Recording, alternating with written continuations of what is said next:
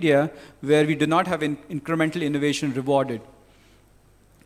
And I think when we keep this patient in the center of whatever we do, there are various groups of people who are involved. And I think this is probably core to innovation. We have, of course, the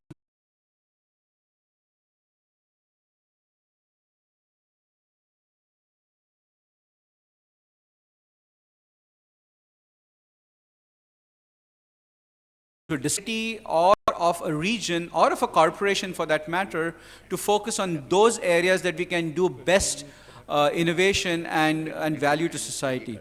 And that's critical. Clusters of excellence building across India will be really key to build innovation everywhere, where venture capital and academia new health products of all kinds that can help the people of our country.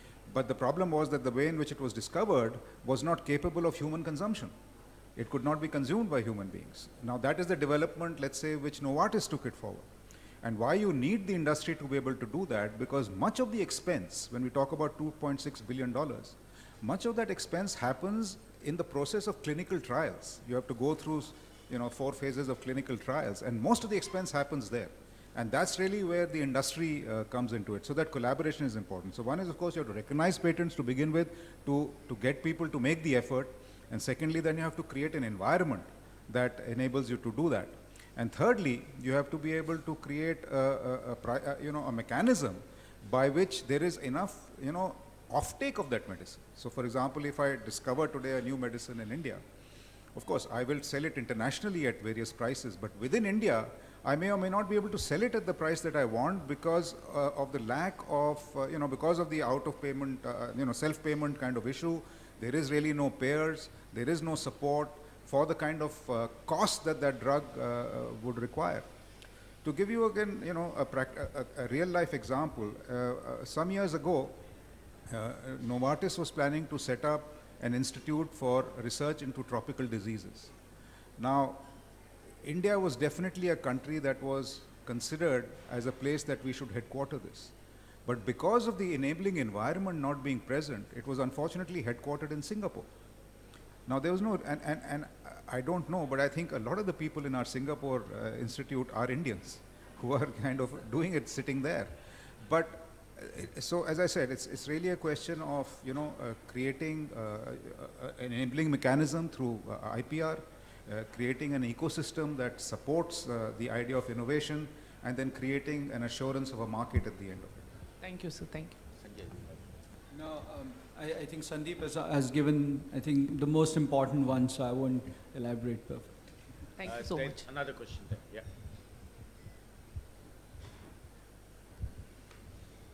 Good morning, sir. Sir, as you said, in orphan diseases, there is no much spending on R&D. My question is there a problem that off-labeling prescriptions for orphan diseases is a hurdle or an alternative way so that pharmaceutical companies skipping on investing R&D on orphan diseases? Off-labeling of drugs. So if I can understand your answer correct, that pharmaceutical companies do not invest in orphan diseases so that they can use it off-label? Is that what you're saying? No, actually, for orphan diseases, doctors using off-labeling drugs, off-label drugs. The drug is patented or for some disease, but its other effect is for other diseases. So especially for orphan diseases, doctors using off-label prescriptions. Is there an alternative way, or it's a hurdle that's why pharmaceutical companies are not investing in R&Ds? No, maybe I think it's a slightly different perspective here. Orphan diseases, as you rightly pointed out, I think by definition they're few by number, the number of patients available around the world. Now, I think the ecosystem of every country is very different. So if you look at the more developed countries, the ecosystem is such that the regulatory authorities may actually give you approval in phase 1 or even phase 2 sometimes by taking a chance on these products. While in India, as you know, we cannot do phase 1 and phase 2 clinical trials. We can only do phase 3 clinical trials. And I think that to some extent is usually a hurdle because you can't do a phase 3 clinical trial and therefore you cannot introduce the product into the market as per our standards. So you'll see there are a number of orphan drug diseases. In fact, the US FDA accelerates the approval of all of these orphan drug diseases, even if they are small in numbers. And approvals have been given. We have a product called AZD 9291 for small cell cancer. And guess what? The US FDA gave approval on phase trial because of the progress-free, the disease progression, which would stop. So the authorities, the systems, the science, the regulatory authorities should also be relatively more advanced in ensuring that such, I wouldn't say chances, but such developments are taken into consideration. I'd just like to add one other point. There's also another kind of philosophy that is now coming into the whole business about orphan diseases, is that really the companies are examining these orphan diseases and going to payers, looking at the entire cost of, looking at the outcomes. So for example, for some of these orphan, some of these diseases, which you term as an orphan disease because very few people are afflicted by it. So while, one way to look at it is that, there would be a huge cost per person that would be needed to be paid by the payer in order to pay for a drug developed in that disease area. But the other way to look at it is that in the context of an overall health expenditure, because the number of patients are so few, that if you multiply even that high amount by the number of patients, the amount is not really large in the context of the overall health cost of the nation. So it's really the question of the country realizing that it wants to give equal opportunity to even such diseases. The second way in which to also look at it is that in the health system, that if you are not able to address that orphan disease, often the cost of maintaining that person on the system also needs to be taken. So the entire area of health economics and looking at HTA and looking at all those kind of things is now getting more and more sophisticated. And I think one of the outcomes of that would be, pun unintended, that orphan diseases would get their attention.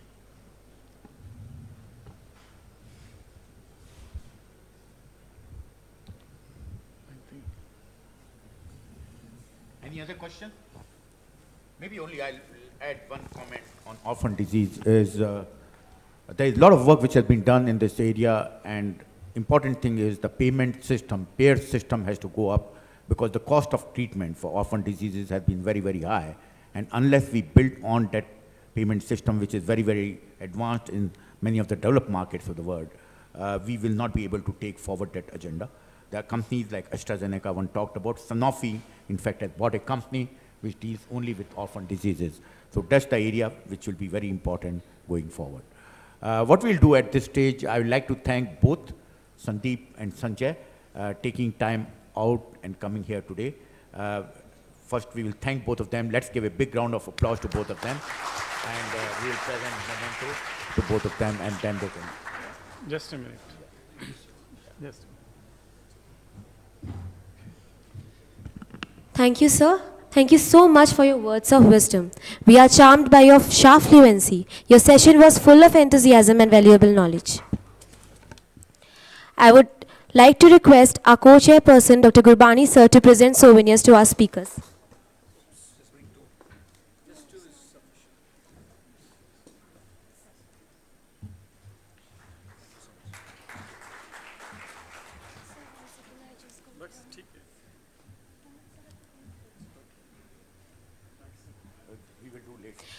Ladies and gentlemen, please have a big round of applause.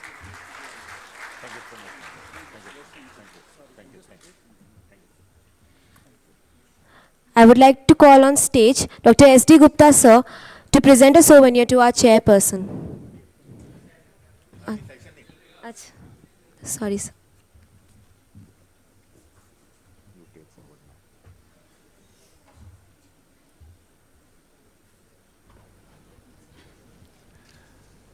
Continuing, now we'd like to invite Dr. Srinivas.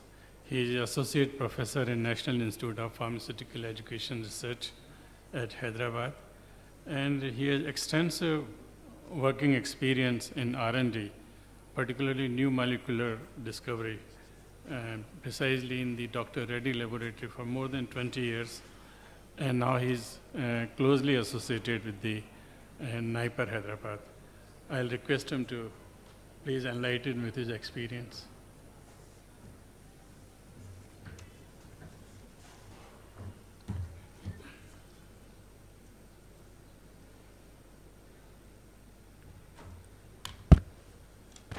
Good afternoon, and I thank IIHMR for inviting me for this to share some of my thoughts and experiences with you in the next few minutes. So, having spent close to 18 years in the pharmaceutical industry, especially the Indian pharmaceutical industry, in the new drug discovery programs, and also very closely associated with the academic institutions in India, I have observed few of the things which is summarized in my first slide, which says that it's clearly the collaboration is the key for innovations. And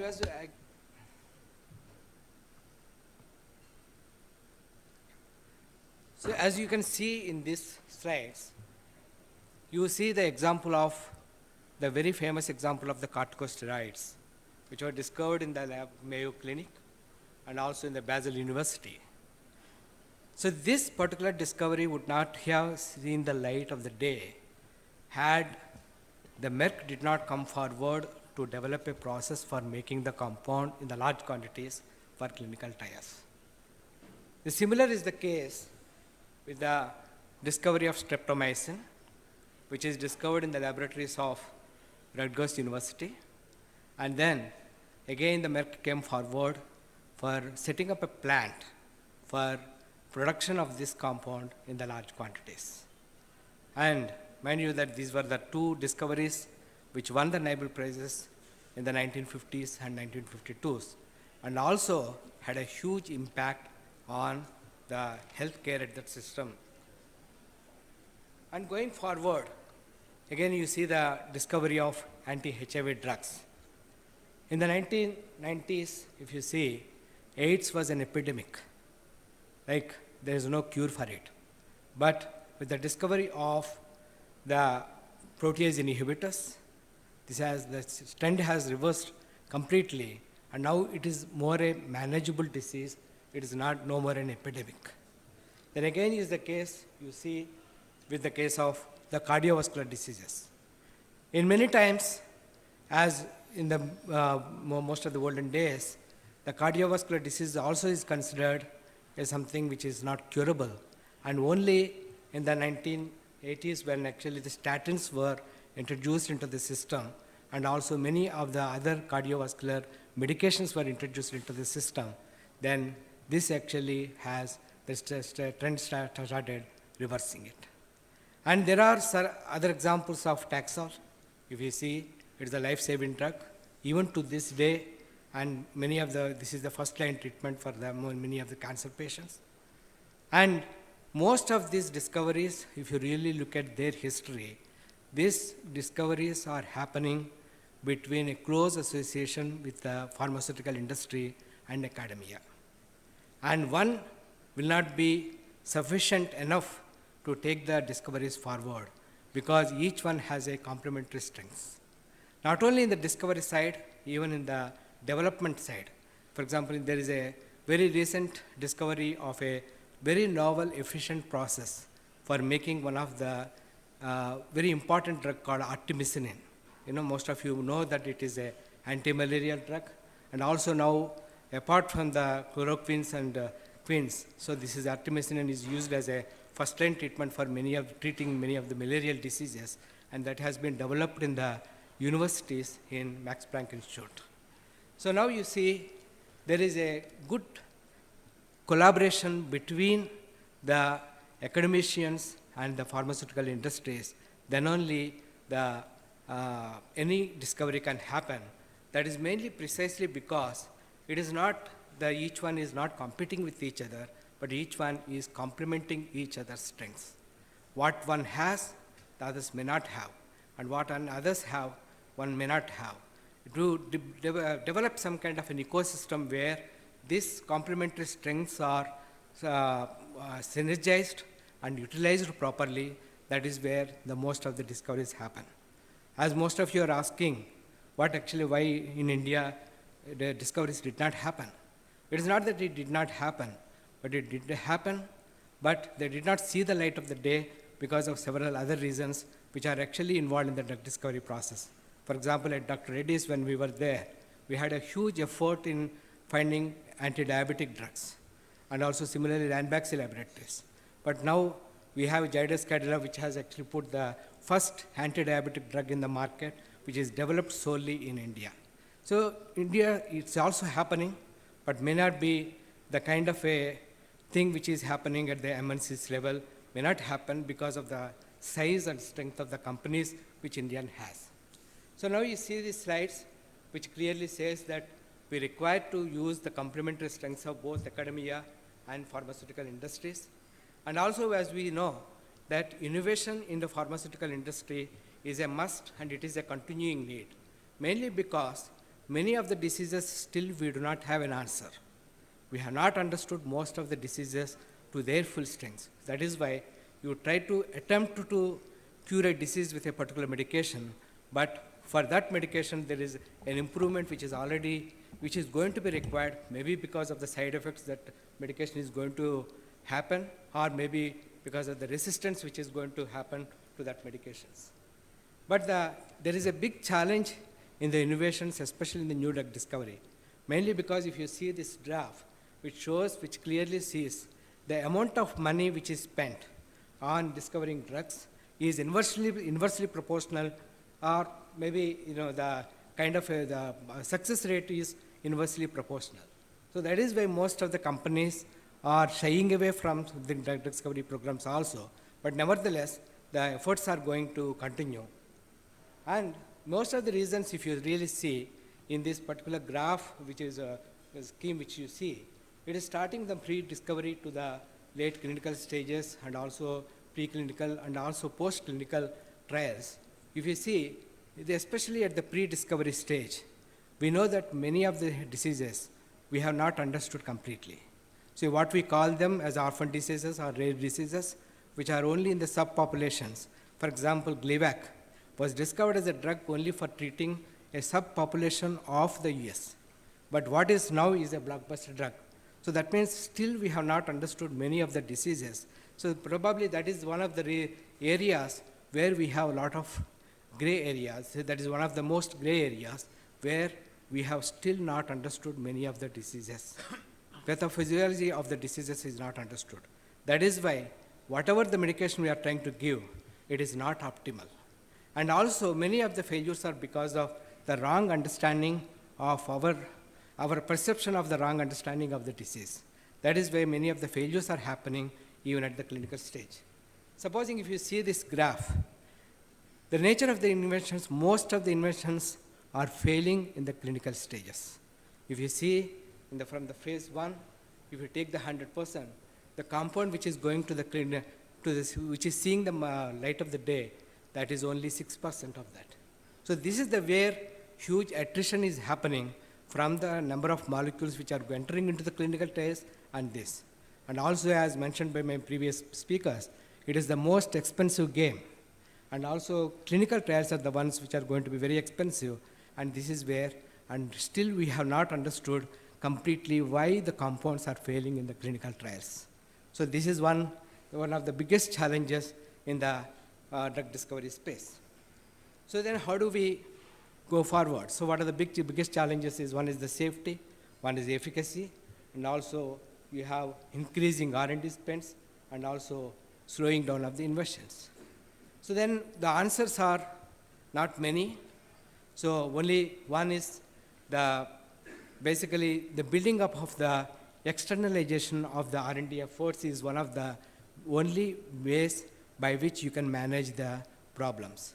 So it is understood now at this moment that no company can have completely all the internal R&D resources which are meant for doing it, but you have to have externalization of most of the researches. So that is why most of the companies, they are following a symbiotic model of innovations.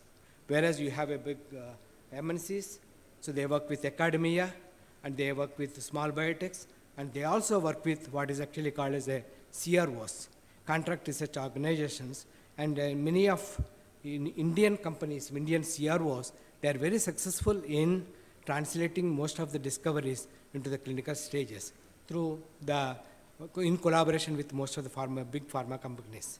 So now this kind of a symbiotic relationship between academia, biotech, and also the MNCs is the one which is going to be the key driver for moving the drug discovery innovation forward.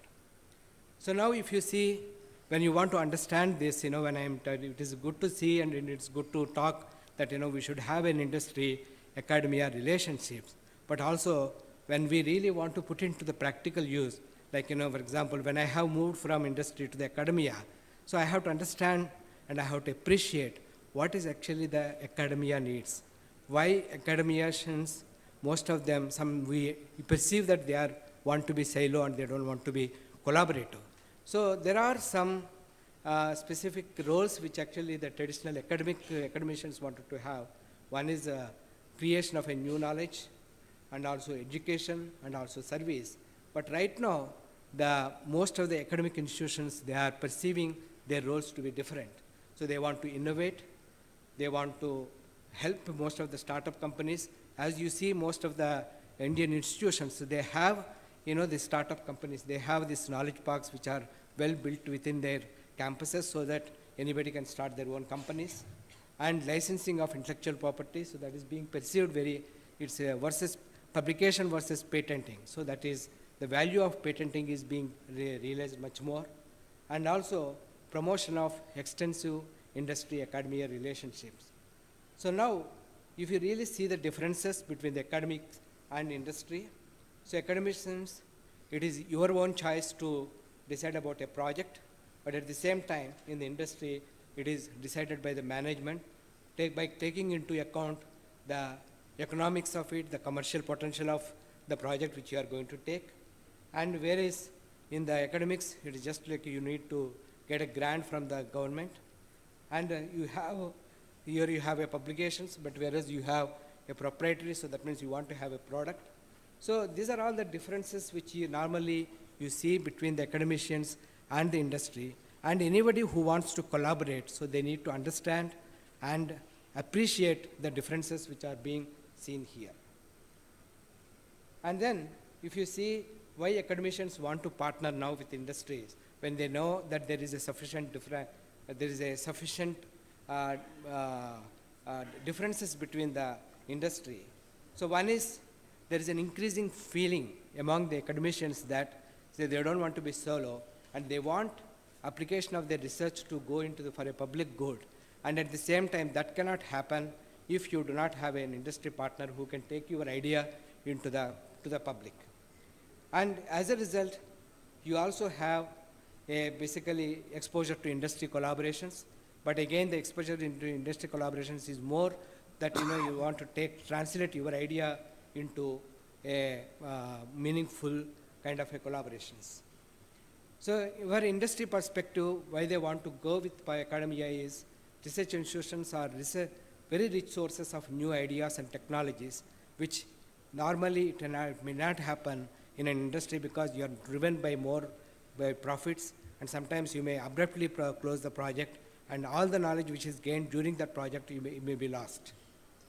So if you see both the academics and as well as the industry, they have a conflicting values, but they have a common interest to commercialize new and useful technologies. So now if you see in India what is happening is, it is very heartening to see that both the industries and academicians, they are trying to come together. And also most of the funding agencies like DBT, so they want to fund a project if you have an industry partner, an academicians. And also even a small startup company can apply for a grant if they have an academic partner. So the idea is just not to get the money, but the idea is to promote this kind of a synergy between the academicians and the industry so that a meaningful research can come out of it. But at the end, I would like to add a point which is very closer to my heart. So in the academicians, our major role is to train students.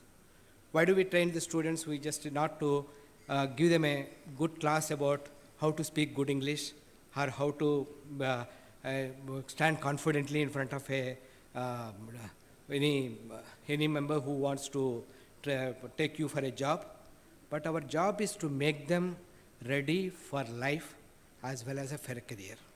So there is a difference between a career and a job. So you want to train them for a career, you want to train them for a life. So this is the job of a teacher. So how do you do that?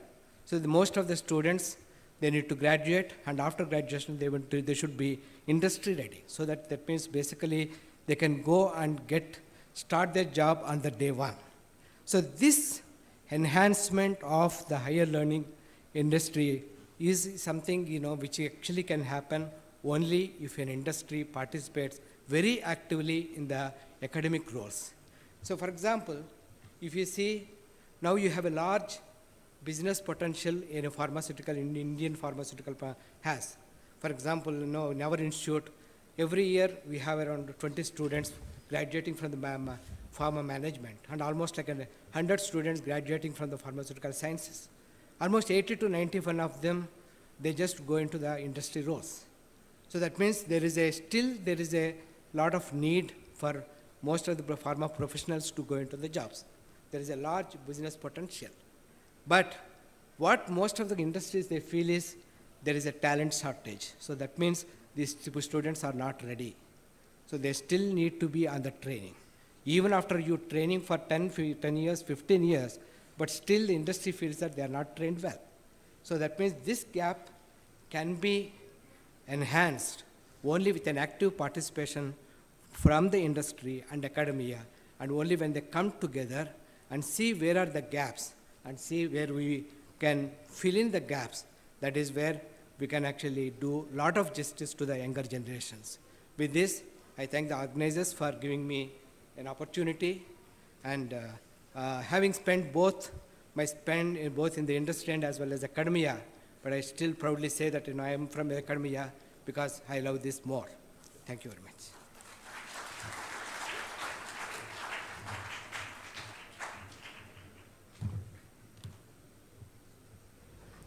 Thank you very much.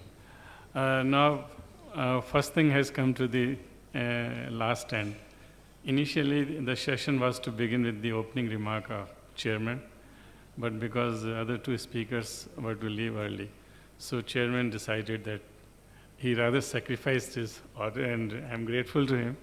And now I request him to please fulfill the unfinished task.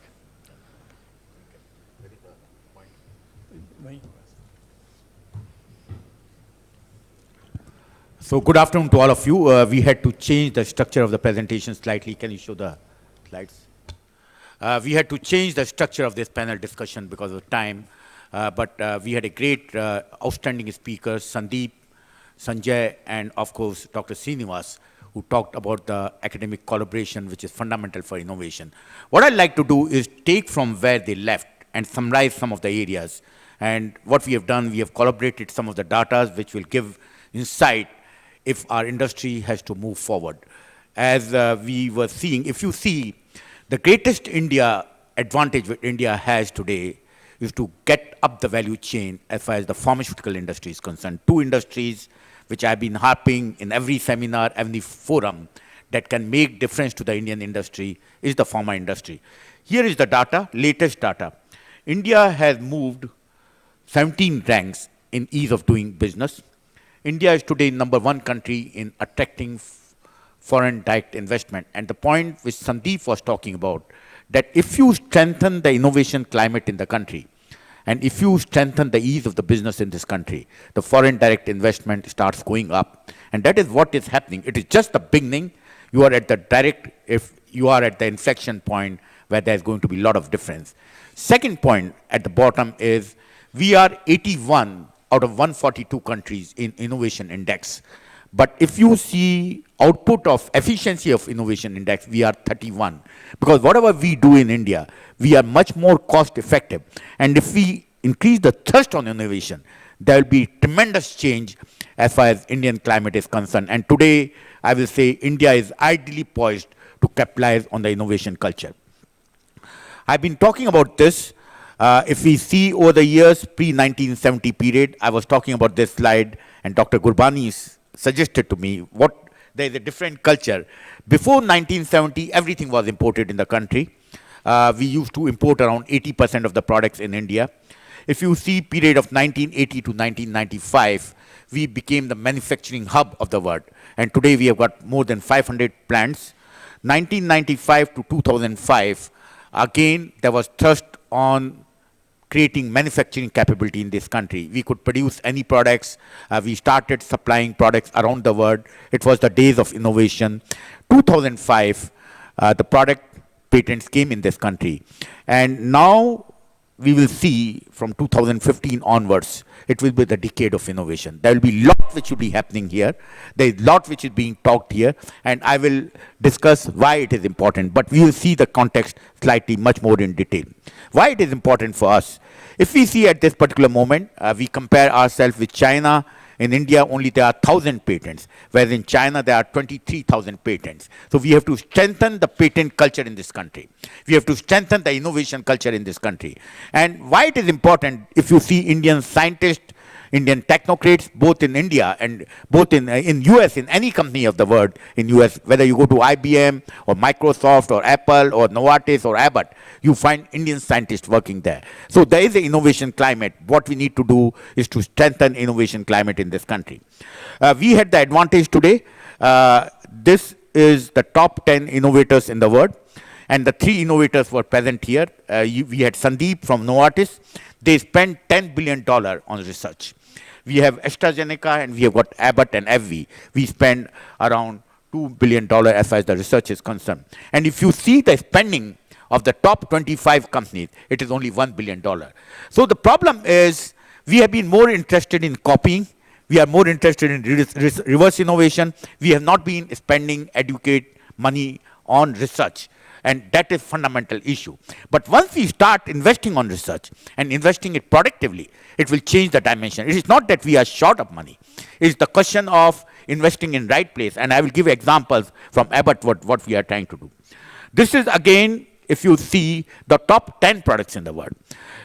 Humira is our product, Abbott product. It is around $12 billion, which is almost the whole size of the pharmaceutical industry is around $15 billion. One product by the company contributes $12 billion. And the largest size of the product in India is $100 million. So what will happen if we strengthen the innovation climate in this country?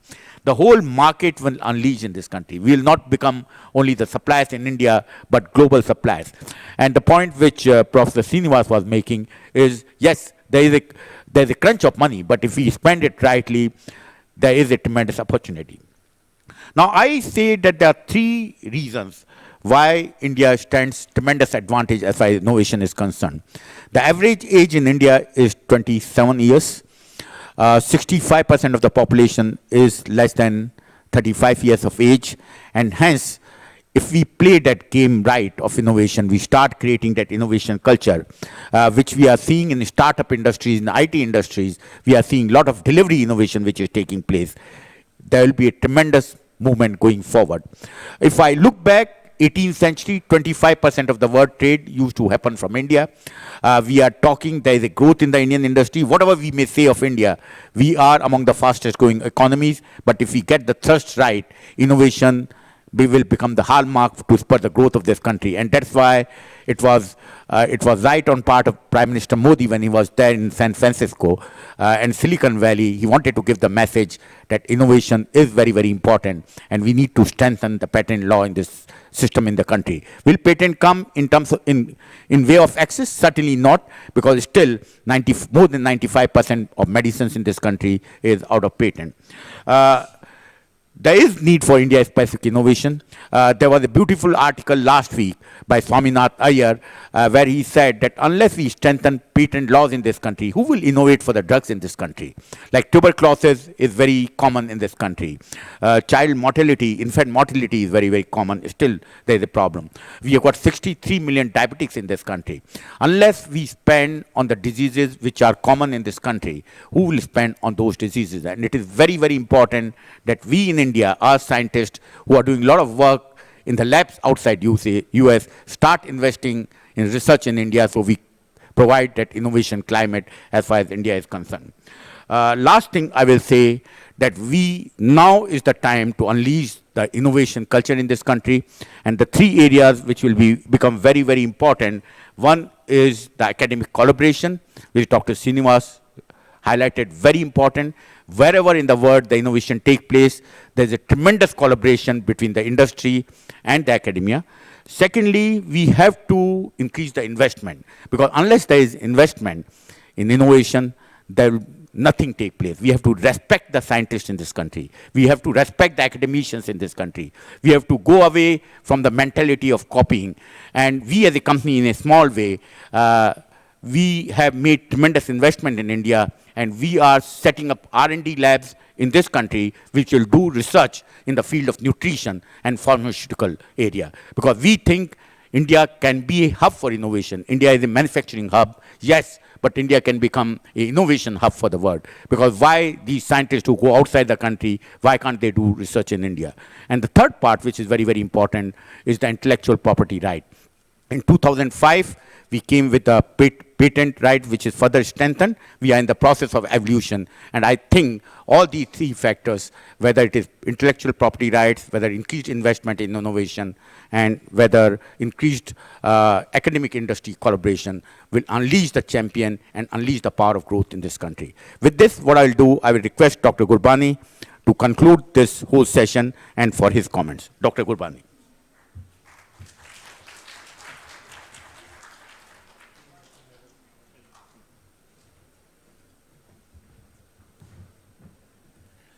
Thank you, Dr. Sudarshan ji. And after hearing so excellent speakers and the chairman with his concluding many new ideas and sharing new concepts, I just look at the theme again and try to relate how this session is related to this also. It was well shared in the opening remark by the president of the IIHMR, Dr. Gupta, and the chief guest, that all health parameters, all health indicators have improved considerably. I wonder whether this would have been possible without pharmaceuticals. No.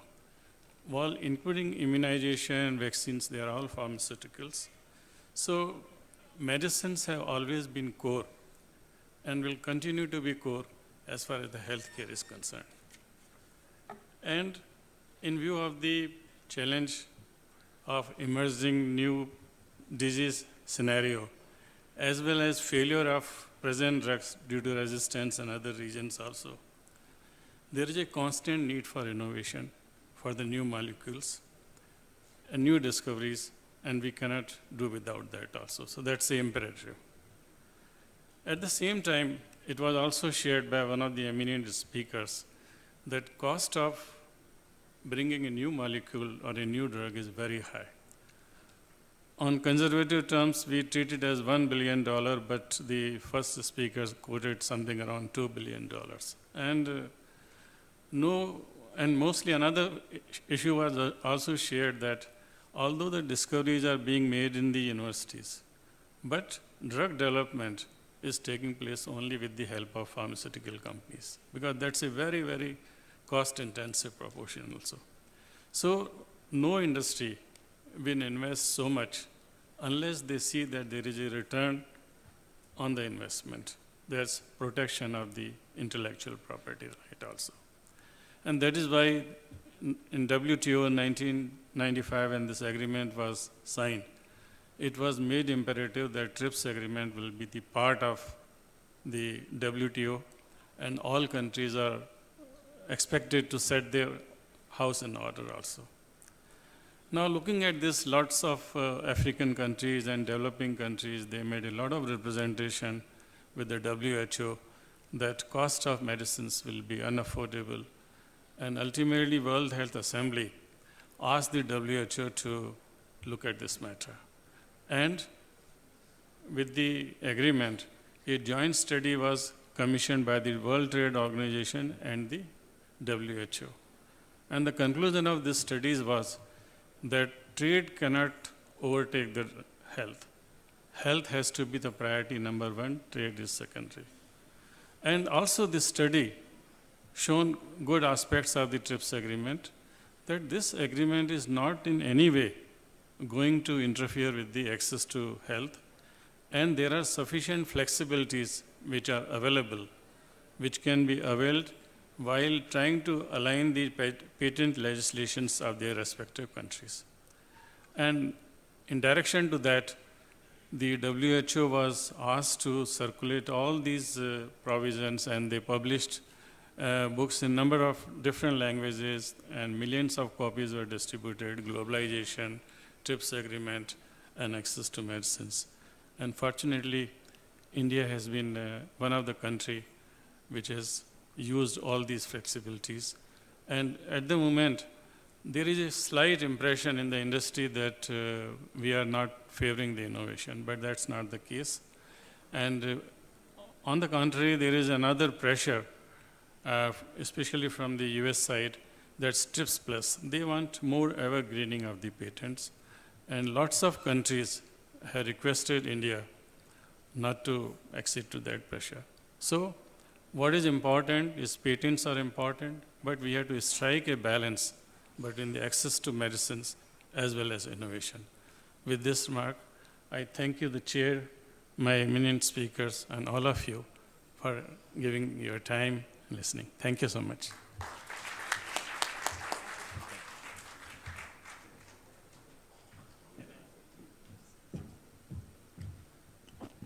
Thank you, sir. Your session was full of enthusiasm, valuable knowledge, and true inspirations. Now, I would like to request our co-chairperson, Dr. Gurbani, sir, to present souvenir to our speaker. Ladies and gentlemen, please have a big round of applause.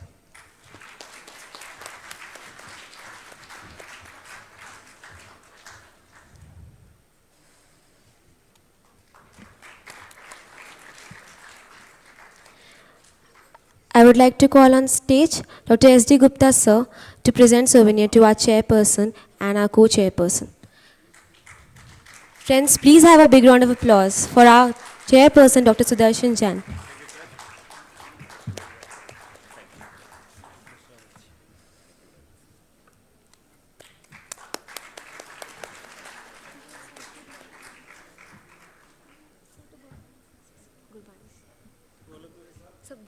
Gurbani, sir.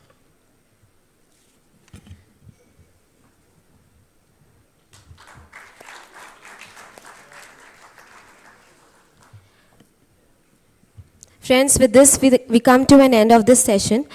Now, it's a time for tea break. I would like to all request our guests to move towards the lobby. Tea is waiting for you all. We'll resume our session at 3:30, at 4 o'clock for the next session on reducing cost of healthcare and finance. Thank you, all of you.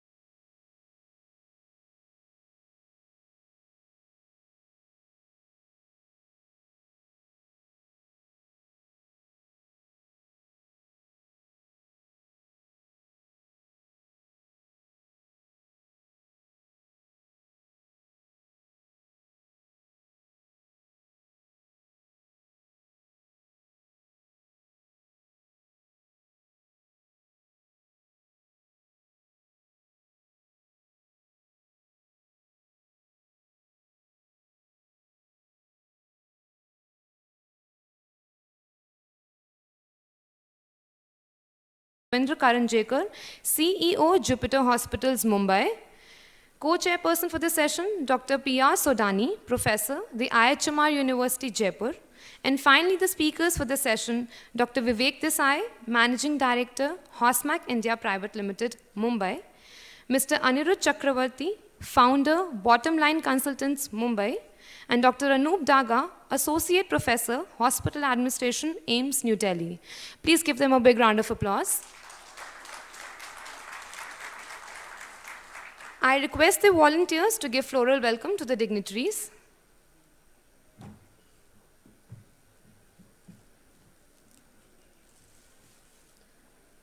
Dr. Ravindra Karanjekar.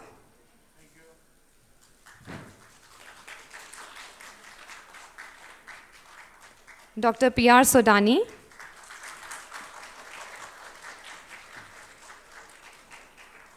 Dr. Vivek Desai. Worked as Chairman HealthCom at National Board for Quality Promotion. We welcome you, sir. I shall also take the privilege to introduce the co-chairperson for this session, Dr. Prahlad Rai Sodani. Dr. Sodani is a health economist and public health economist. He obtained his PhD in health economics and his Master of Public Health from the University of North Carolina, Chapel Hill, USA. Dr. Sodani is Secretary, India Public Health Education Institution Network, and has been actively associated with Southeast Asia Public Health Education Institutions Network and has coordinated numerous international conferences. I request Dr. Sodani to introduce the speakers. Okay, well, thank you, and welcome to all you in this session after lunch. And it is also on the cost and financing of healthcare. So please be careful about this session. And you need to be well to listen the learned speakers of the session. I have a privilege to welcome and introduce all the learned speaker of this session. On my left hand side, Dr. Vivek Desai. Dr. Vivek Desai is the founder of Hosmac Limited, and he is a well-known expert in hospital management and hospital planning in India as well as abroad. And he has significantly contributed in the area of hospital planning, hospital management in the country as well as abroad. And he has expanded his organization in a very limited time globally. So we welcome Dr. Vivek Desai in this session. Please. Thank you, sir.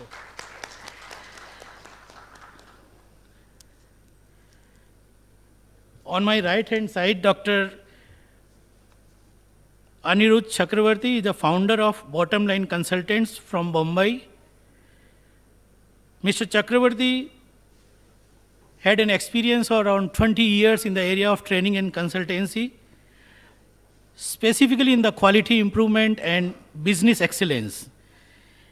He had an expertise in the Six Sigma, means that implementing the Six Sigma in the organizations for improving the quality of care, intelligent cost reduction, as well as the operations risk management.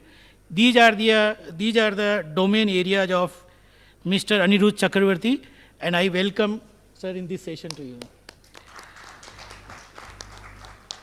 On the extreme right, on the dais, Dr. Anup Daga.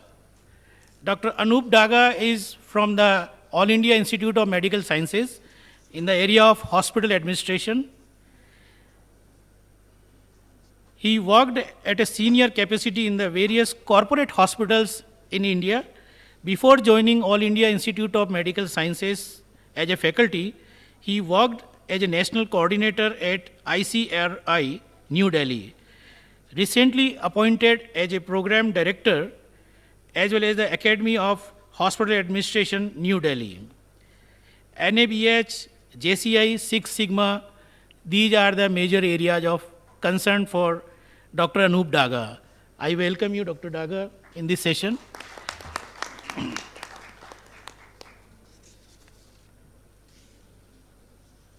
Now I request Dr. Vivek Desai to have a presentation, please.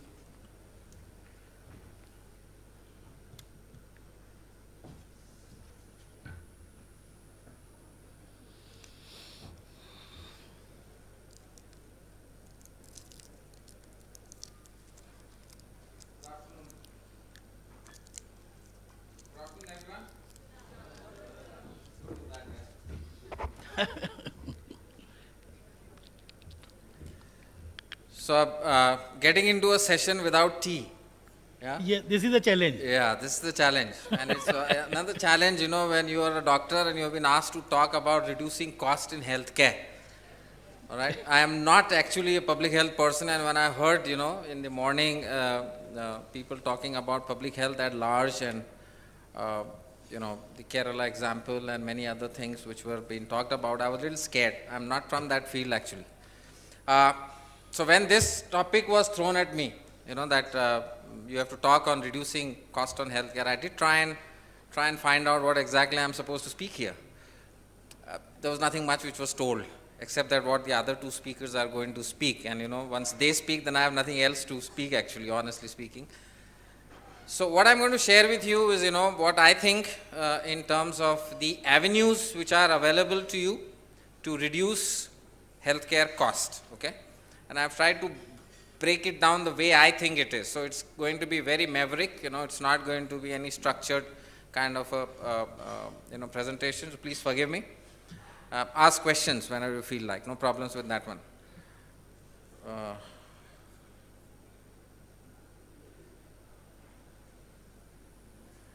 No, I'm going to skip this. This is about HOSMAC and this is our client list and blah, blah. So, cost of, you know, providing healthcare, if you look at it from that angle, is into three basic elements as I see it, okay? One is to do with creating infrastructure, which is to do with land and building and equipment, that is technology. Then, you know, there is providing of services, you know, which is currently broken down as government versus NGO versus the private sector, and now, you know, as I could also see in the poster, a lot of mobile health and e-health, you know, kind of stuff which is coming up, which is also going into the space of providing healthcare. So that is going to be, you know, the cost of providing future healthcare.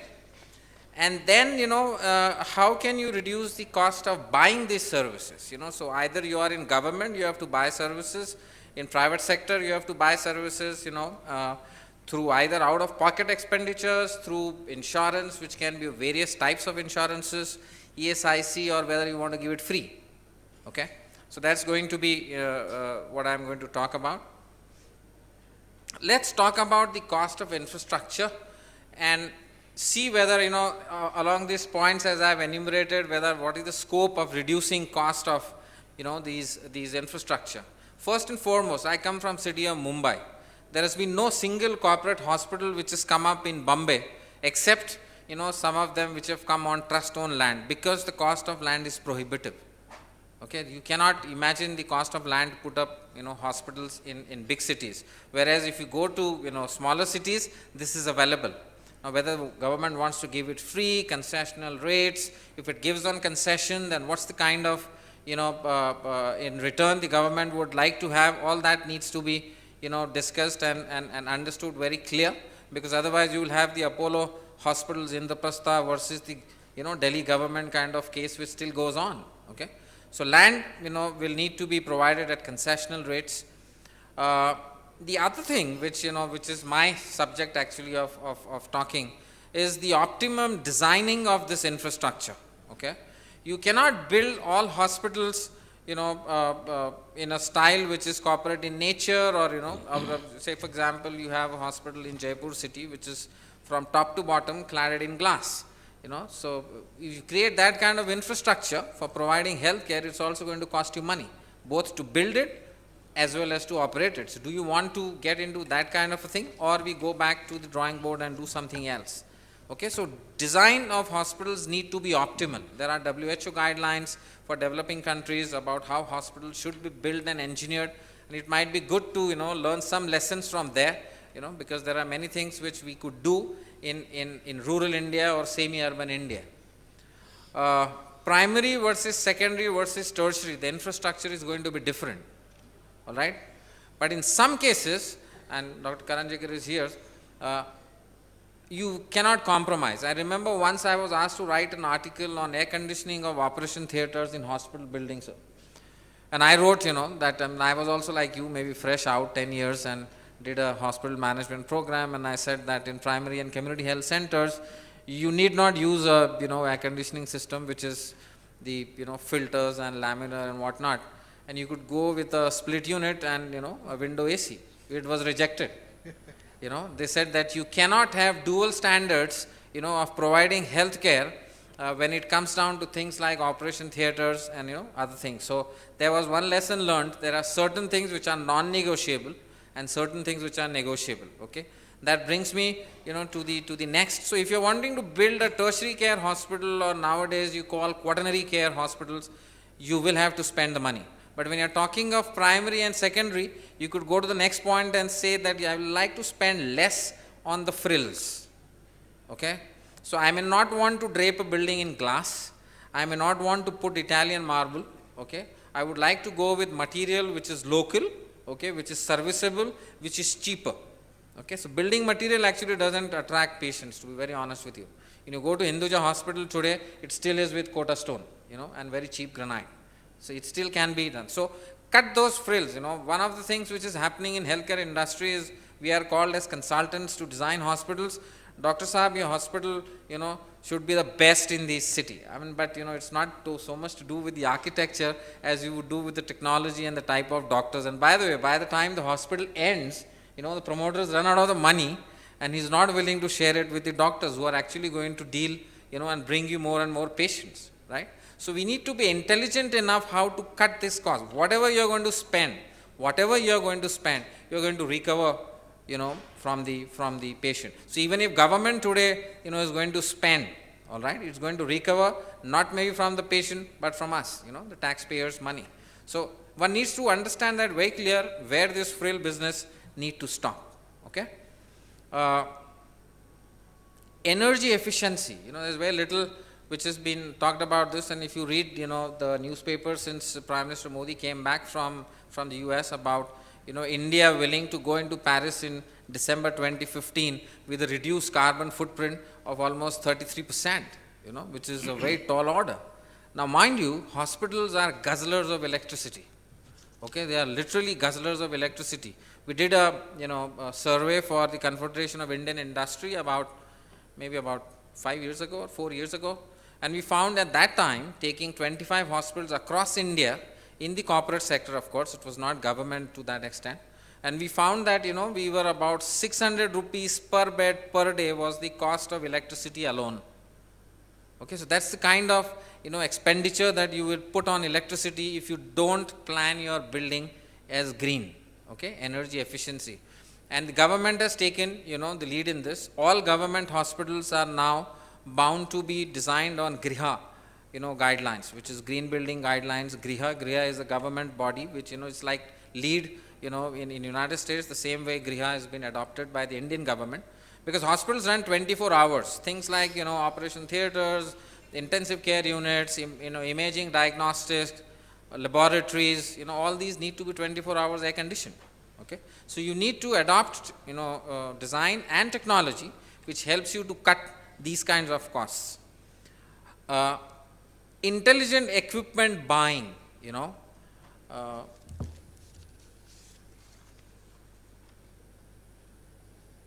why do everyone wants to buy iPhone? I have not understood till now actually, honestly. I bought an iPad, maybe more so because Dr. Karanjekar had an iPad, so it was important that I also need to have an iPad. So my son till date, tells me that if you bought an iPad, it has 64 GB RAM, whatever that means, or data, or whatever this space, and you have not even used 2 GB. Why do you need? You should give that to me and trade mine, with you. So most of the times we go and buy a Mercedes Benz, when you need a Maruti Zen. Okay? So that kind of a thing should not be done. Spend the money, in terms of economy, I sort of am partner to Dr. Sodani in terms of teaching health economics in Tata Institute. Money is always scarce. You need to spend that, intelligently. So you need to buy a bedside monitor. If your monitor of 1.5 or 2 lakhs is good enough, you need not go and buy a 4.5, 5 lakh worth monitor, with all kinds of parameters thrown into it. It's not of any use. Okay? I once asked Siemens, why do you need a 3 Tesla MRI? Do I really need? He said, sir, to be very honest with you, answer is you don't need. 1.5 Tesla is more than enough. It's just for status. If you do a lot of research, maybe yes. we go and buy 64 slice CT scan, and now 128, and someone has gone and bought 256 also. I don't think that much of technology is required for all hospitals. You know, there may be very few hospitals which should use that kind. Otherwise, 16 slice CT scan can do 95% of your work. You know, so why buy something which is, you know, and that money can be deployed somewhere else. Okay. So that's something that, you know, will help you cut cost. Pooled buying, you know, I think this is something which I think time has come, and this poster competition that I was seeing there, I think one of you, you know, as Irina was saying that, you know, your students and you should come out with newer things, you know, which will change the way things are done. I think this pooled buying is something the time has come. You know, hospitals and there are people, you know, who are sitting on the stage who can help you to do something like that. With pooled buying, look at, you know, the buying power of a government, okay, or buying power of a group like Apollo, or buying power of a group like Fortis. When they buy, you know, or say an HCG, when they buy linear accelerator, you know, which would generally cost 10 crores, the guy is buying it in 5 crores. You know, that's the kind of power of pooling, okay. Taxi aggregator, you've just tasted it, you know, how Uber has changed the way we used to travel. I used to be, you know, I'm a Maharashtrian, so I'm you know, penny pinching kind of a person. So I always used to travel from home, you know, to airport by an auto. My staff would travel by taxi, but I would still travel by auto, trying to save that, you know, whatever. But since Uber has come, you know, the difference is hardly 20 bucks, you know. So that's the kind of change that it can make if you get into pooled buying. And this will not stop only at equipment, this would go into consumables, you know. Bombay has 40,000 nursing homes, you know. If someone just starts that kind of a e-health, M-health or whatever, you know, you could see the impact that it could get on cutting the cost. Of course, it's a different story how much of it will be passed on to the consumer, but I think there is a potential to cut cost, you know, by a very large margin. The last thing in infrastructure is about life cycle costing, okay. Today's newspaper, Frontline, in Times of India, diesel cars are going to be more expensive, okay. Most of us used to buy, including myself about 4 years ago, would always buy a diesel car, thinking that it's a cheaper way of, you know, transportation. But if you take that asset, compare it with a petrol car, and go over a 10-year or a 5-year period, you will find that it's more expensive to own a diesel car vis-a-vis a petrol car. So always try and do a life cycle costing when you are acquiring assets which are expensive. See an air conditioning plant in a hospital, right? Now, it can run on gas, it can run on diesel, it can run on electricity. Your choice, okay? Take a gas-fired plant, your electricity cost will be very low, all right? There are many hospitals which are trying with, you know, there was a hospital in Bombay, you know, I can name that hospital, Breach Candy, which went and did a wind turbine because it's next to the sea coast, okay? And it could run some departments just based on that, you know, kind of thing. So there are some things which on a life cycle basis, if you calculate, are much cheaper, you know, when you see, say, building automation system, for example, okay, may sound expensive in the beginning, but over a period, it pays back in 3 years flat, all right? So try and indulge into these kinds of practices which will help you to cut cost in a longer run. A little bit upon, you know, project financing, where, you know, one has to deal with how to, you know, get the money, isn't it?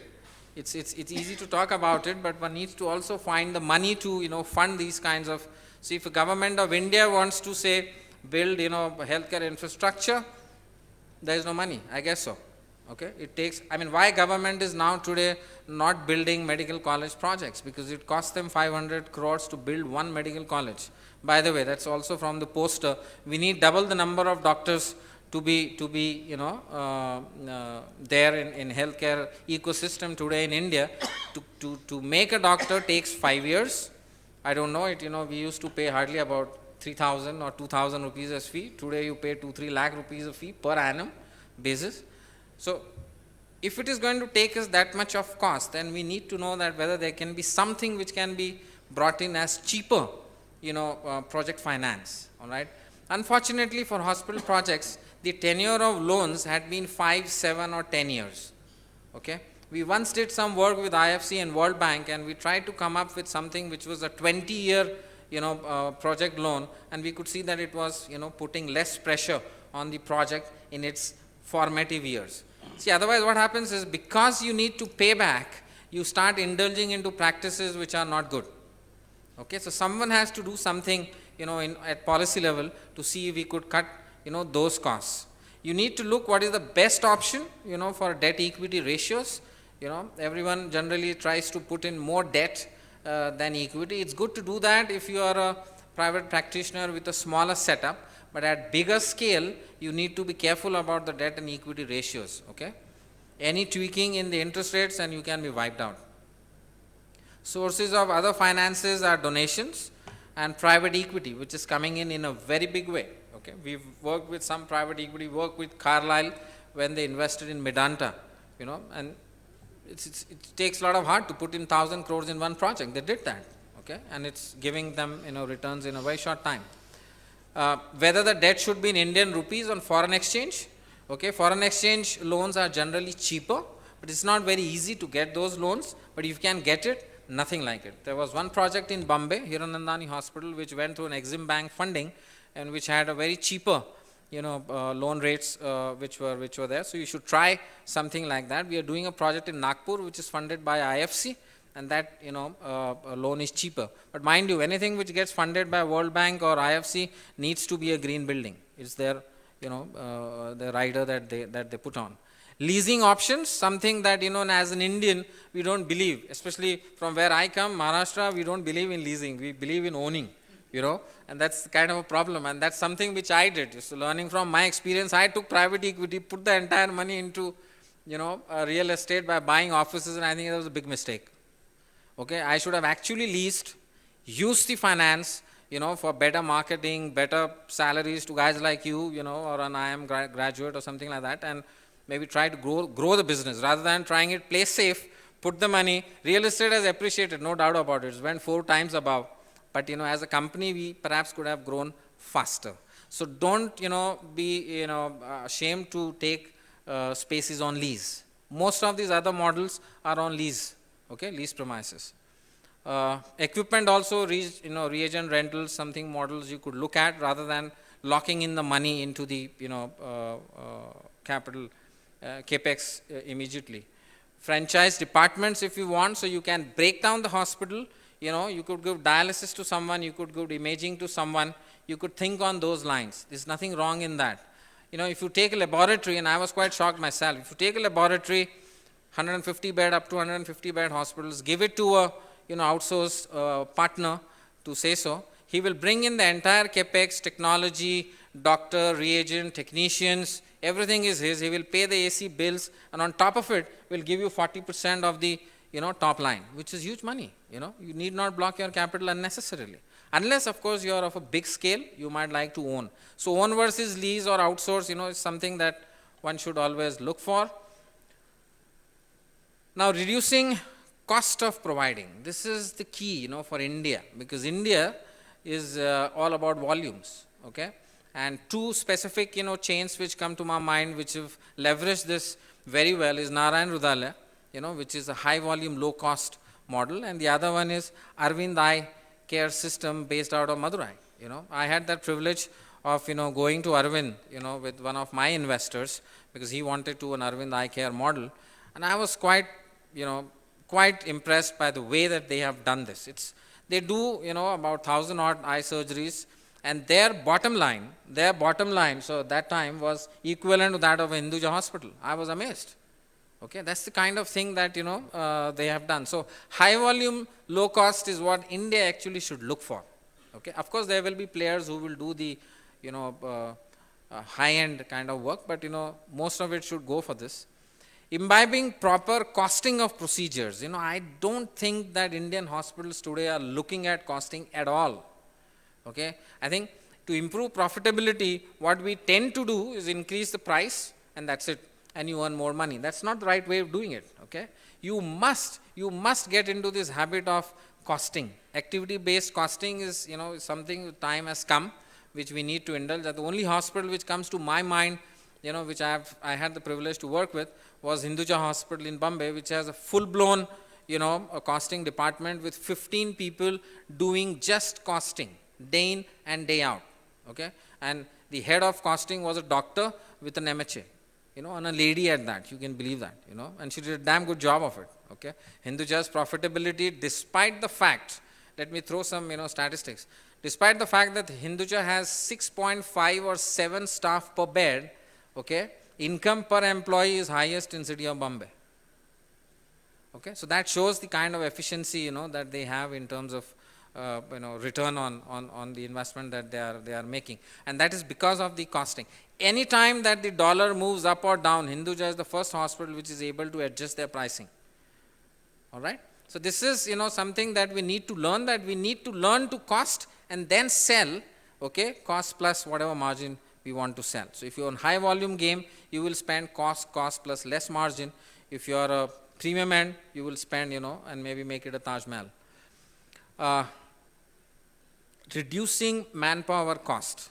Okay, this is again something which I think we will need to learn, and I think as was seen in the presentations which were done by the WHO team in the morning, India, has its own peculiar problem. If you see on the tables which were given to us, we are ranking very low.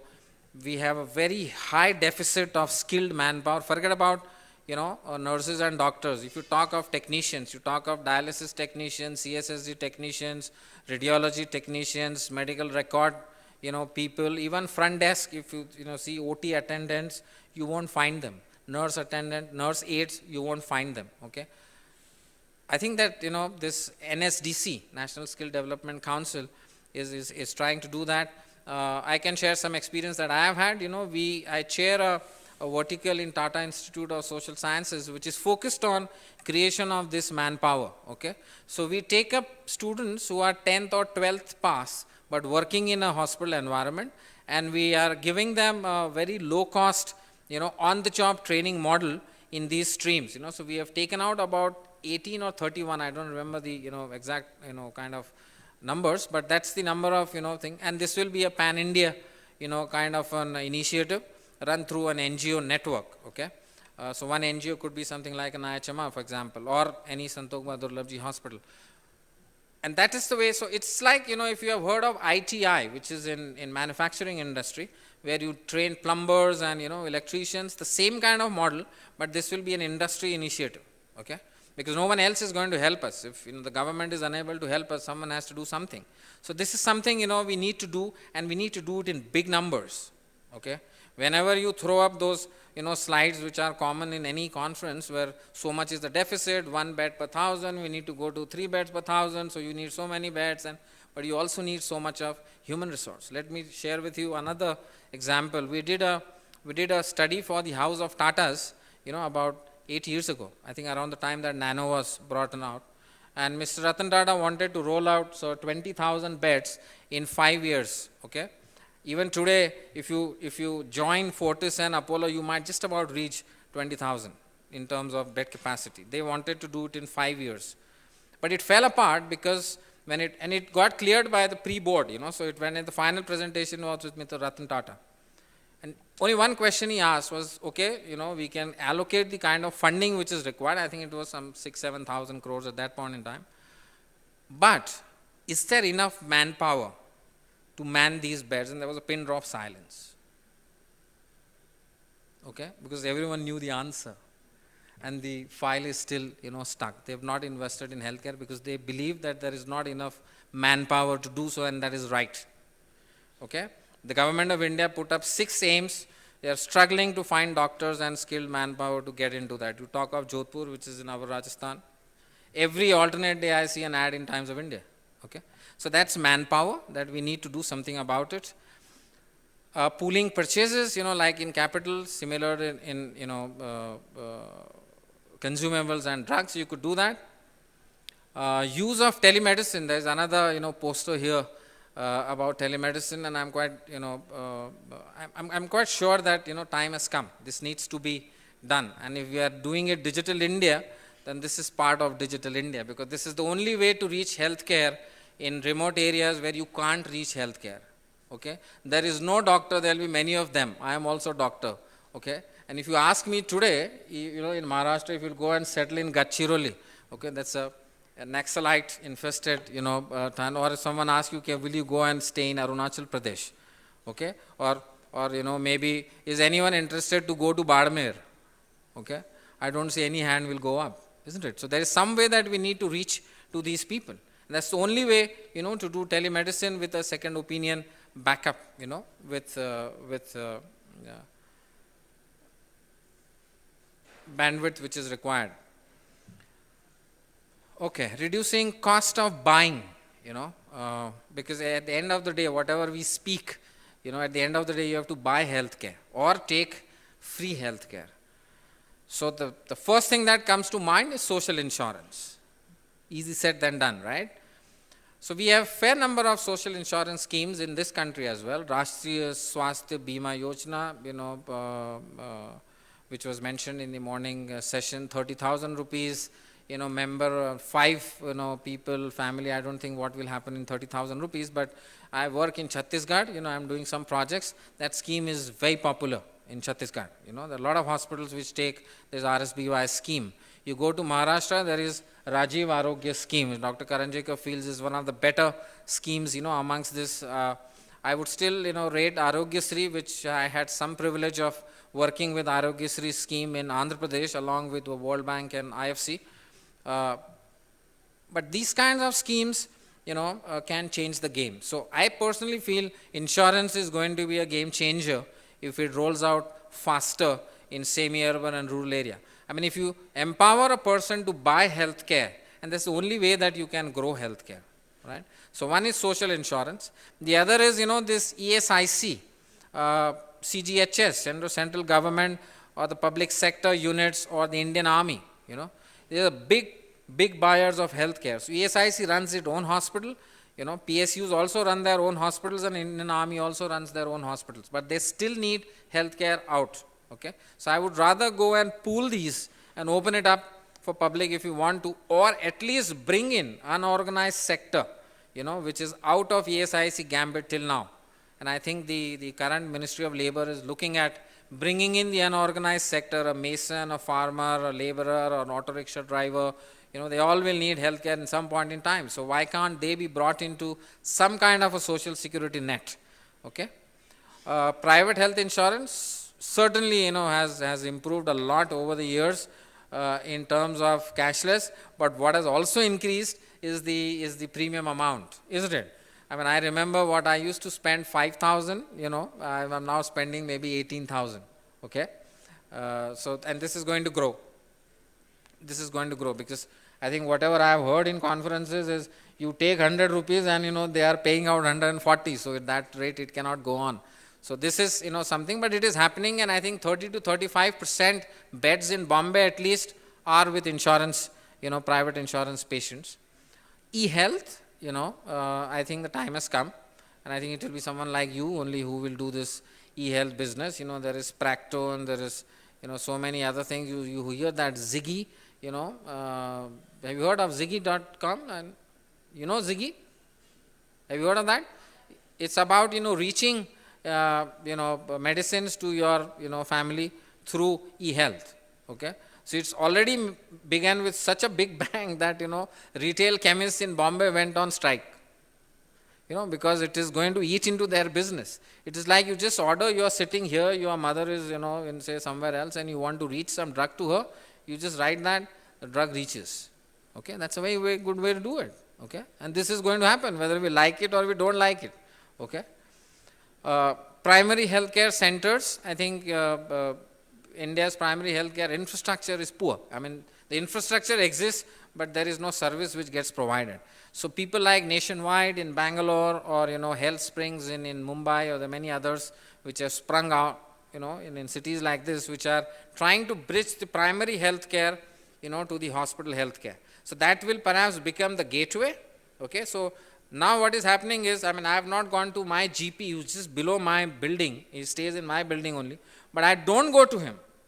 So if I get, something in throat, the thing is no, let us go and get an endoscopy done or something other. Straight away to the institution without even bothering to go through the, tiered system which was there in good old days. I think that habit needs to be broken somewhere, that you need to. So these kinds of credible primary health centric healthcare will perhaps change that, because that comes into a corporatized model, with certain evidence-based medicine. So that might help. So more and more, of those centers perhaps will help India's cause. The last of the reducing cost of buying is about home health care. Okay, the concept actually began in United States of America. Okay, and they did it because they wanted to cut cost of health insurance. All right, I was just talking to someone who's put a poster there on American health insurance, and I just asked her, why are you doing this when this is a wrong model, and I was quite happy when the girl replied back, that is the reason why I'm taking this, because, I want to bring patients back from that. That's a nice confidence answer. So if you look at companies like Portia, for example, I think that idea will work. It will take them some time, but this is one way of cutting cost of healthcare by not going to the hospital, but taking the healthcare, in your comfort of your home. So you could do phlebotomy, you could do physiotherapy, you could do ultrasound, you could do geriatric care, you could do prenatal, antenatal, postnatal, care at home, and I think that will help us. I think this is my last slide. Reduction in healthcare costs will thus require three-pronged strategy, is I think, managing the capex intelligently.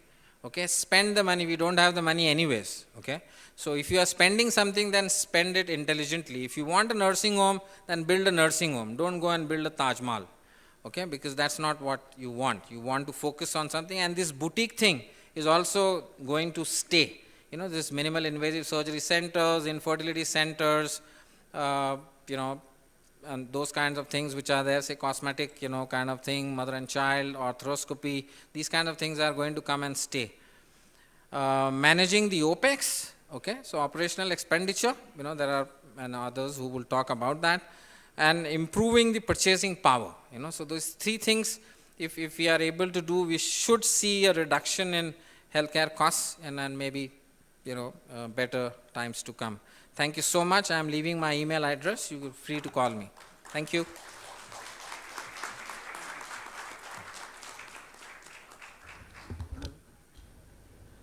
Thank you so much, Dr. Vivek Desai, for very interesting presentation on reducing cost, and especially through the cutting from the provider's perspective, how the providers in the hospital, they can cut the cost and then they can produce the healthcare services.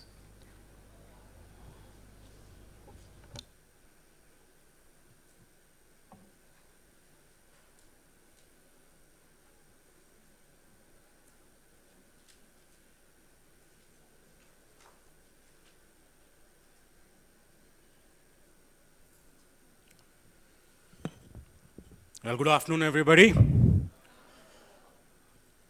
Somehow it's always my luck or the confidence of the organizers who ask me to speak that I'm either speaking immediately after lunch or I'm speaking when people want to go home. So, well, I've been called here to talk about cost reduction in healthcare. And whether it's healthcare or whether it's industry or hospitality or any business, every businessman that you work for and will work for in your careers in the future are always going to love this topic. And if you can go and tell him, sir, I will help you reduce your cost, he will love you. So let us see how you can make your businessman employee fall in love with you. Primarily, you have to understand from the business context, what are they looking for. So as we go through this presentation, I will be taking you through the need for cost reduction. I mean, this doesn't have to be explained too much in detail. It's always understood, but good to start with it. And where to look for cost reduction, it's very important. In a hospital setup, where do you actually look for cost reduction? There's one little case study that is there about cost reduction in procurement, and then the main topic about cost of poor quality. Now that's something that will be relatively new to you. It's the cost of poor quality. Dr. Karanjekar here is very well aware of this topic. A few examples on the harvesting the benefits of reduction in COPQ, and finally some examples of COPQ reduction in healthcare that have been done. So first of all, the first question and the first thing that we need to understand from a businessman's point of view, what is the primary driver for businesses? why does a business exist?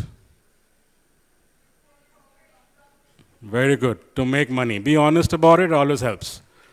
Right? We can always be philanthropic and say that, oh, business is for social good and we are there for social public health and everything. Well, fine, that's good. We can do more of it and we can do it very well and be good at doing it, provided we keep making the money. Right? So business is about generating wealth, and that's going to be primary. Of course, there are going to be many secondary purposes to it also, but primary purpose will always remain making money. Now, to make money, there are two ways. One is if you are in a monopolistic market, you keep raising the prices and compel the people to pay the money for providing the services. Unfortunately, on this planet, we have run out of that opportunity. The next opportunity is when man settles on Moon or Mars. So either you can wait for that or we'll have to see what we can do on this planet. So in the highly competitive world of business, the only option left to businesses, left to people are to look at reducing costs. That is the only engine that will help make more wealth. And when we talk about wealth, wealth is not about top line. Wealth is what you make out of the top line, the ultimate profit margin. That is what contributes to wealth. Because a lot of organizations talk about top line of being 2,000 crores, 3,000 crores, 5,000 crores, but then वो नीचे वाला हाथ जब आ जाता है ना bottom line का तब वो सब खत्म हो जाता है. So it's very important that the difference between the top line and bottom line should be maintained and should be large enough to create that wealth. Now, looking at reducing costs, so where is this need? We say, okay, competitive market, we need to reduce costs. So why? I mean, what is so great about a competitive market that the only way to make money or to make wealth is that we need to reduce cost? The first and most important thing is the ever-increasing patient expectations. Patients want best of facilities, best of infrastructure. I want the best of equipment to serve my patients, the best doctors. I want IT support. I want tabs to see. I want apps to see nowadays there are apps that are coming up where you sitting in the US can see your mother in the hospital in Jaipur and talk to them. So they want the best of technology. They want the best of facilities. They want the ambience of the hospital to be very good. It feels good to go inside an hospital. Cafeterias are no longer good. They want food courts. So, patient demands keep on increasing, but you can't tell the patient that for every rising demand, I'm also going to increase the price. Then that's not acceptable. So the price has to remain the same. In fact, try and go lower if possible. But facilities and infrastructure services have to keep improving day by day. So that's the pressure that's there for which cost reduction becomes imperative. The next thing is ever-increasing cost of service delivery. We're speaking about manpower. We're speaking about nursing expertise. We're talking about radiology expertise, lab, path. So all these expertise are getting more and more costly. I mean, you will be expecting higher and higher salaries every month, every year. So cost of resources, cost of the service delivery itself is also keep rising every day. But again, I cannot say that because I've hired the best of MBA students from IIHMR, I'm going to charge you higher, right? So we can't say that. So still have to keep the costs low. Second is the ever-increasing cost of technology and equipment. Again, Dr. Desai mentioned that people are going for 5 Tesla and 3 Tesla and 7 Tesla machines. Okay, if their purpose for going for that may be different, but still, it is the cost of equipment and technology that are also rising. So all these rising costs, and the fact that with these rising costs, you can't still increase price. Your price still has to remain same or go lower. So what do? The only thing is that you have to reduce your own operating costs. And of course, the most important thing that people are now talking about, the quest to provide world-class healthcare services at affordable prices. So we are looking as hospitals and healthcare organization, as a healthcare fraternity in this country, we are looking to provide world-class services. And naturally, when you talk about world-class services, it has a cost, but then it has to be at an affordable price. So putting all these things together, as you can see on this slide, that the need for cost reduction is imperative. Rising costs of technology, rising costs of services, rising cost of expectations of the patients, all that put together. So now where do we look for it? Okay, cost reduction is important, cost reduction is necessary, cost reduction is imperative. Where do you look for cost reduction? What do we say? So what do we do for cost reduction? Say someone gives suggestion that AC should be put off. run the ACs lesser. Wherever there is no patient there, switch off the AC. Consume less paper. So all these ad hoc mechanisms of cost reduction don't work. Switching off electricity here and there, not reducing the consumption of paper in some department here and there, reducing the number of printouts that can be taken here and there, those don't help. Neither are they sustainable. For a few days when pressure is there, management is looking, so boss is looking, so supervisor is looking, you will do. Once he goes on tour, again same thing will happen. So these things are not sustainable. How do you get into sustainable cost reduction? That's most important. Where do you look for sustainable cost reduction? So sustainable cost reduction can be achieved in these major areas. One is material. And material, I don't mean the medical equipment. Material are those consumables that you use in order to take care of the patient. Consumables that get used in your patient care processes, like patient files and other consumables, housekeeping stuff, and all those consumables, those materials. The other opportunity for cost reduction is in the process itself. The process of service delivery. The process of healthcare service delivery. That's the biggest area where cost reduction and sustained cost reduction can be achieved. I'll show you how. And then we have information. This is one more area. Exchange of information, maintaining of information, records, patient information. One of the major cost areas for organizations. The cost of maintaining, managing patient information.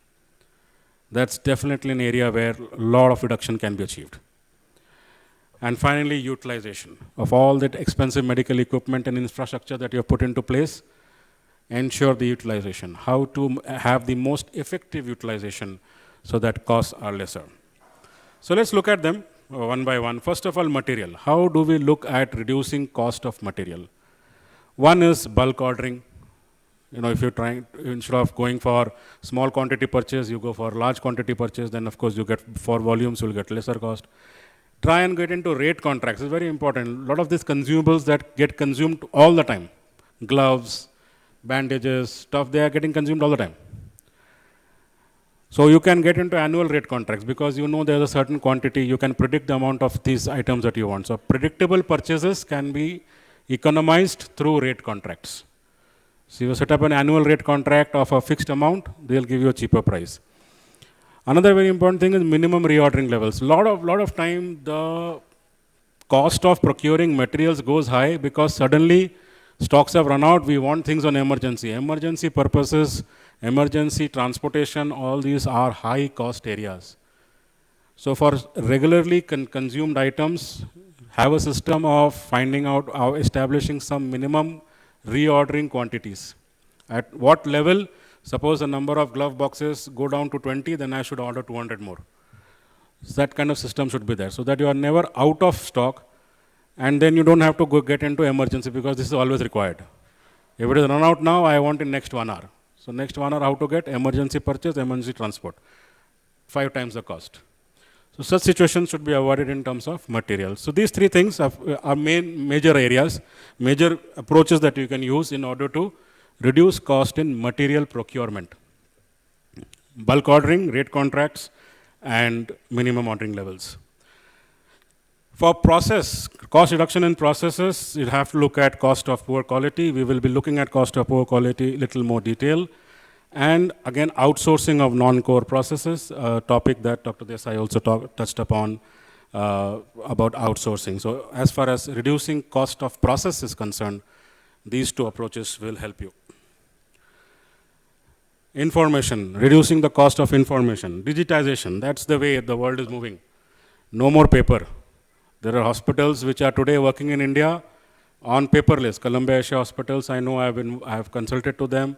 They are a paperless hospital. Several other hospitals also are moving towards this paperless situation. So go in for as much digitization. There is no need to maintain thick patient files. I know my friend Dr. Parag Rindani, he is the CEO of Wockhardt Hospital, South Mumbai.